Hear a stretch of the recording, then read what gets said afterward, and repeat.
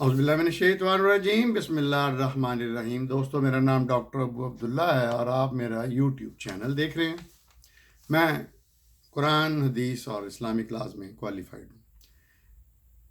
ایک لیکچر میں نے شروع کیا تھا، پہلا وہ اس کا حصہ مختصر تھا کہ قرآن میں اللہ تعالیٰ نے تقریباً 50 دفعہ مسلمانوں کو، لوگوں کو عقل کے استعمال کے لیے کہا ہے کہ عقل کا استعمال کرو، یعنی دانائی کا۔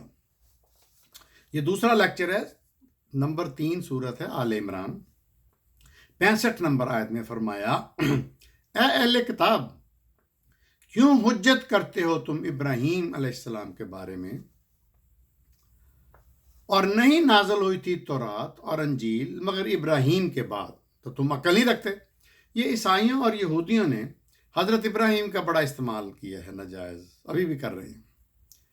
تو اللہ تعالیٰ کہہ رہے ہیں کہ ابراہیم تو موسیٰ اور عیسیٰ، جن کو تم پیغمبر مانتے ہو، جن کی کتابوں پہ ایمان لاتے ہو، وہ تو ان سے پہلے کے آ چکے ہیں، اور تم ان کا ریفرنس دیتے ہو۔ وہ تو تورات انجیل سے بہت پہلے حضرت ابراہیم گزر چکے تھے، اور وہ مسلمان تھے، حنیفاً ان کو کہا گیا۔ آل عمران کی اگلی آیت ہے 118 میں فرمایا، اہل ایمان مت بناؤ رازدار اپنوں کے علاوہ، بریکٹ میں دوسروں کو، یعنی اہل ایمان کافروں اور مشرکوں کو، عیسائیوں کو، یہودیوں کو اپنے علاوہ رازدار مت بناؤ، وہ تمہیں نقصان پہنچانے میں کوئی کسر نہیں اٹھائیں گے، اور انہیں ہر وہ بات محبوب ہے جس سے تمہیں مصیبت پہنچتی ہے۔ اللہ نے کیا کیا چیزیں ہم لوگوں کو بتا دی ہیں، لیکن ہم نے پڑھنا ہی نہیں، سمجھنا ہی نہیں۔ ان کے منہوں سے بغض اور اناد پھوٹتا ہے، اور جو کچھ وہ اپنے سینوں میں چھپائے ہوئے ہیں وہ اس سے زیادہ ہے۔ بے شک کھول کر بیان کر دی ہیں اللہ نے تمہارے لیے نشانیاں، تاکہ تم عقل سے کام لو۔ سورہ مائدہ 5 نمبر سورت کی 58 یا 58 نمبر آیت ہے، اور جب ندا دیتے ہو تم نماز کی، یعنی اذان، تو اسے یہ مذاق اور کھیل بنا لیتے ہیں غیر مسلم، کافر، مشرک، اس لیے کہ یہ قوم عقل نہیں رکھتی۔ پھر سورہ مائدہ کی اگلی آیت 103 نمبر میں فرمایا، نہیں بنایا اللہ نے کو بحیرہ اور نہ صاحبہ اور نہ وسیلہ اور نہ ہم، لیکن وہ لوگ جو کافر ہیں وہ اللہ کے بارے میں جھوٹی بات کرتے ہیں، افترا کرتے ہیں، بہتان لگاتے ہیں، اور اکثر ان میں عقل نہیں رکھتے۔ یہ کافروں کے، کچھ مشرکوں کے کچھ بت تھے، خدا نعوذ باللہ، دیوتا تھے۔ پھر 6 نمبر سورہ انعام کی 32 نمبر آیت میں فرمایا، اور نہیں ہے یہ دنیا کی زندگی مگر کھیل اور تماشا، اور یقیناً آخرت ہی بہتر ہے ان لوگوں کے لیے جو تقوی رکھتے ہیں۔ کیا تم عقل نہیں رکھتے؟ پھر عقل کا ذکر۔ اب سورہ اعراف ہے 7 نمبر، اس کی 169 169 آیت میں فرمایا، پھر جانشین ہوئے ان کے بعد ایسے ناخلف، یعنی اسٹوپڈ لوگ، جو کتاب کے وارث بن کر فائدہ حاصل کرتے تھے۔ ہمارے بھی مولوی کرتے ہیں کہ جی ہم ہی ہیں سب سے بڑے مولوی، ہمیں ہی پتہ ہے، ہم ہی وارث ہیں کتاب کے، قرآن کے، نعوذ باللہ۔ پھر جانشین ہوئے ان کے بعد ایسے ناخلف جو کتاب کے وارث بن کر فائدہ حاصل کرتے تھے اس حقیر بریکٹ میں زندگی کا، اور کہتے تھے کہ ہمیں معاف کر دیا جائے گا۔ اچھا، یہ ازیوم خود ہی کیا تھا کہ اللہ ہمیں معاف کر دے گا روزے قیامت۔ اور اگر ان کے سامنے آتی ایسی ہی عرض، یعنی متاع، تو پھر لے لیتے اسے۔ کیا ان سے نہیں لیا گیا تھا یہ عہد کتاب میں کہ نہیں بولیں گے اللہ کے بارے میں مگر صرف حق، اور انہوں نے پڑھا جو اس میں ہے، اور آخرت کا بہتر ہے ان لوگوں کے لیے جو اللہ سے ڈرتے ہیں۔ تو کیا یہ عقل نہیں رکھتے؟ یہ اہل کتاب کے بارے میں ہیں ایسی باتیں کہ انہوں نے کتاب کے وارث بن کے تو ناجائز فائدے اٹھائے، لوگوں کو گمراہ کیا، اور یہ کہتے رہے کہ جی اگر ہم سے کوئی غلط بات ہوگی تو کوئی نہیں، ہم تو معاف ہو جائیں گے، ہم بڑے اللہ کے محبوب ہیں۔ 8 نمبر سورۃ انفال کی 22 نمبر آیت میں فرمایا، بے شک سب سے بدتر جانوروں میں اللہ کے نزدیک وہ گنگے بہرے لوگ ہیں جو عقل نہیں رکھتے، یعنی جو عقل استعمال نہیں کرتے. قرآن کو رٹا لگا کے پڑھے جانے، لیکن اس میں لکھا کیا ہے وہ سمجھتے نہیں ہیں. سورہ یونس 10 نمبر سورت 16ویں آیت میں فرمایا، کہو اگر اللہ چاہتا تو نہ پڑھ کر سناتا میں تم کو. اللہ تعالیٰ نبی کے رسول سے کہہ رہے ہیں کہ ان سے کہو کہ اگر اللہ کی مرضی نہ ہوتی تو میں تم کو قرآن پڑھ کے سناتا ہی نہ، اور نہ اللہ تمہیں اس کا ادراک یا علم دیتا. بلا شبہ میں تمہارے درمیان ایک عمر گزار چکا ہوں اس سے پہلے تمہارے درمیان، کیا تم عقل نہیں رکھتے؟